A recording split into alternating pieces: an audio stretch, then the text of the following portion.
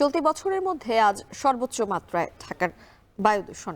দর্শক, উনি প্রসঙ্গে রাজধানীর বায়ু দূষণ পরিস্থিতি জানাতে গ্যান্ডারিয়া থেকে যুক্ত হচ্ছেন সহকর্মী আসিফ ইকবাল, সরাসরি যুক্ত হচ্ছে তার সঙ্গে।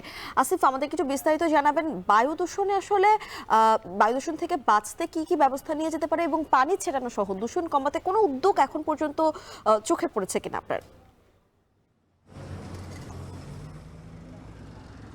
যেমনটি বলছিলেন, আজকে কিন্তু সকাল থেকে বায়ু দূষণের শীর্ষ রাজধানীগুলোর মধ্যে একটি ছিল কিন্তু ঢাকা।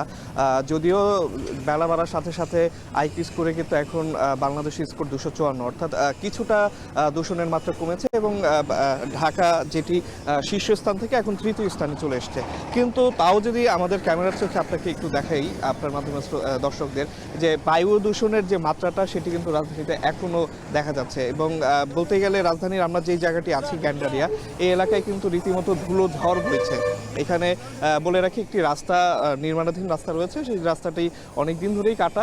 এই রাস্তার এই এলাকা জুড়ে যে রাস্তাটি আছে, এই রাস্তার ধুলোতেই কিন্তু পুরো এলাকাটি এখানে আমরা দেখছি সয়লাভ। এখানে যত গাড়ি ঘোড়া যাচ্ছে বা যারা যাচ্ছেন পথচারী, তারা মাস্ক ব্যবহার করছেন এবং যারা মাস্ক নিয়ে আসেননি বাড়ি থেকে, তারা কিন্তু হাত দিয়ে কোনো রকমে ঢেকে এই ধুলা থেকে বাঁচার চেষ্টা করছেন।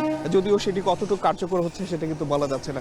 তো যেটি বলছিলাম, আমরা সকাল থেকে এই রাজধানীর বায়ু দূষণটি নিয়ে পুরা রাজধানী জুড়েই ঘুরেছি। আমরা কিন্তু কোথাও তেমন কোনো কার্যকর উদ্যোগ দেখিনি যে এই বায়ু দূষণ রোধে তেমন কোনো পদক্ষেপ নেওয়া হয়েছে। আমরা বরঞ্চ দেখেছি রাজধানীর বিভিন্ন জায়গায় আরও কাগজ এবং ডালপালা পোড়ানো হচ্ছে। আমরা দেখেছি ময়লার স্তূপ জমে আছে রাজধানীর বিভিন্ন জায়গায়, এবং নির্মাণাধীন ভবন এবং নির্মাণাধীন রাস্তার কথা তো বলাই বাহুল্য। এইসব জায়গা থেকেই কিন্তু আসলে বায়ু দূষণের যে মাত্রাটা সেটি কিন্তু বাড়ছে এবং রাজধানী কিন্তু আসলে একটি ভয়ঙ্কর দিকে যাচ্ছে।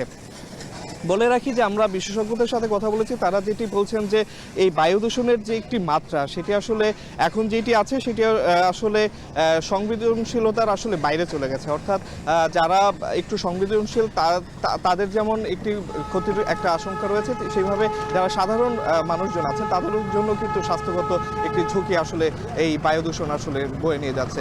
তো এই ছিল রাজধানীর গ্যান্ডারিয়া থেকে আমার কাছে সর্বশেষ। দেখছেন এখন দুপুর।